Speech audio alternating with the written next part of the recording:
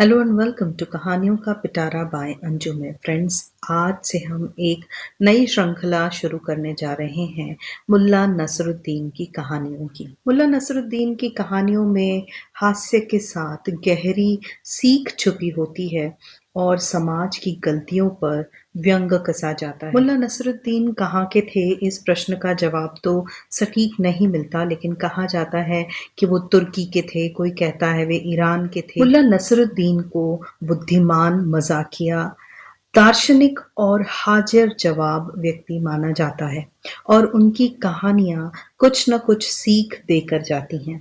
तो दोस्तों, आज की कहानी है खुशबू और खनक। तो चलिए शुरू करते हैं। एक दुकान से मुल्ला नसरुद्दीन ने अपने लिए 2 और गधे के लिए 10 नान खरीदे।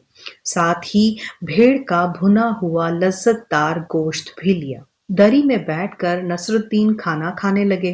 पास ही खड़ा उनका गधा भी नानों पर हाथ साफ करने में जुट गया।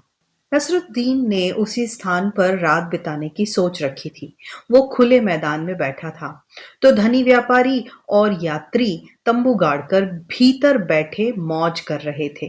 तभी नसरुद्दीन के कानों में कुछ तेज तेज आवाजें पड़ी, जैसे कोई झगड़ रहा हो। जिस दुकान से उसने नान तथा गोश्त खरीदा था, वहीं कुछ हलचल सी दिख रही थी। नसरुद्दीन अपनी उत्सुकता दबा न सका, उसी ओर बढ़ चला। उसने देखा कि दुकान का मालिक एक गरीब से दिखने वाले आदमी से झगड़ रहा था। वो कह रहा था, तुम्हें पैसे देने ही होंगे। तुम जानबूझकर उस ओर लेटे थे जिस ओर मेरी दुकान से गोश्त की खुशबू उड़कर जा रही थी। सारी शाम तुम बढ़िया खाने की खुशबू का आनंद लेते रहे। मैंने देखा भी था, तुम बार बार होठों पर जीभ फिराकर चटकारे ले रहे थे। मैं कोई दान खाता खोलकर नहीं बैठा। जल्दी से पैसे चुकाओ। बेचारा गरीब आदमी बेहद असहाय दिख रहा था। शायद नसरुद्दीन की तरह उसके पास भी फालतू पैसे नहीं थे। लालची दुकानदार की बातें सुनकर नसरुद्दीन को गुस्सा आने लगा। तभी दुकानदार अचानक नसरुद्दीन की तरफ मुड़ता हुआ बोला, भाई साहब, अभी आप एक शरीफ आदमी की तरह मुझसे नान और गोश्त खरीद कर ले गए थे, लेकिन इस मक्कार को देखो, मुफ्त में स्वाद लेना चाहता है। क्या इसे दाम नहीं चुकाना चाहिए? नसरुद्दीन ने उस आदमी से मुखातिब होते हुए बोला, भाई, तुमने लजीज खाने की खुशबू का आनंद लिया है, तुम्हें कीमत तो चुकानी ही होगी। लाओ, जितने पैसे हैं तुम्हारे पास मुझे दे दो। सुनकर दुकानदार का चेहरा खिल उठा। गरीब आदमी ने अंटी में से कुछ सिक्के निकालकर नसरुद्दीन की हथेली पर रख दिए। नसरुद्दीन ने उन सिक्कों को दोनों हथेलियों के बीच में रखा और दुकानदार से कहा, लाओ, अपना कान इधर लाओ और ध्यान से सुनो। दुकानदार के कुछ भी समझ में नहीं आ रहा था। नसरुद्दीन बोला, तुमने सुनी? सिक्कों की खनक सुनी? हाँ हाँ, क्यों नहीं, लाओ, अब पैसे मुझे दे दो, दुकानदार बोला।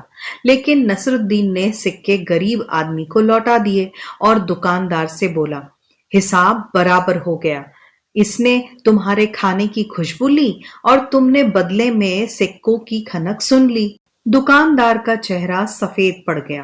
वहां खड़े लोगों ने भी नसरुद्दीन की बात का समर्थन किया। उस गरीब आदमी ने नसरुद्दीन का शुक्रिया अदा किया और वहां से चला गया। जब नसरुद्दीन वापस अपने गधे के पास पहुंचा तो वह उसे देखकर खुशी से मिट्टी में लौटने लगा। तो दोस्तों, ये थी आज की कहानी। इस कहानी से हमें क्या शिक्षा मिलती है? इस कहानी से हमें ये शिक्षा मिलती है कि बुद्धिमानी से हर समस्या का हल निकाला जा सकता है। सो फ्रेंड्स, आज के लिए बस इतना ही। अब हम मिलेंगे अगले वीडियो में किसी नई कहानी, किसी नई रचना, किसी नई कृति के साथ। तब तक के लिए आप अपना बहुत ख्याल रखिए। इस वीडियो को लाइक कीजिए, चैनल को सब्सक्राइब कीजिए और अपने कमेंट्स में हमें ज़रूर बताइए ये कहानियाँ आपको कैसी लग रही हैं।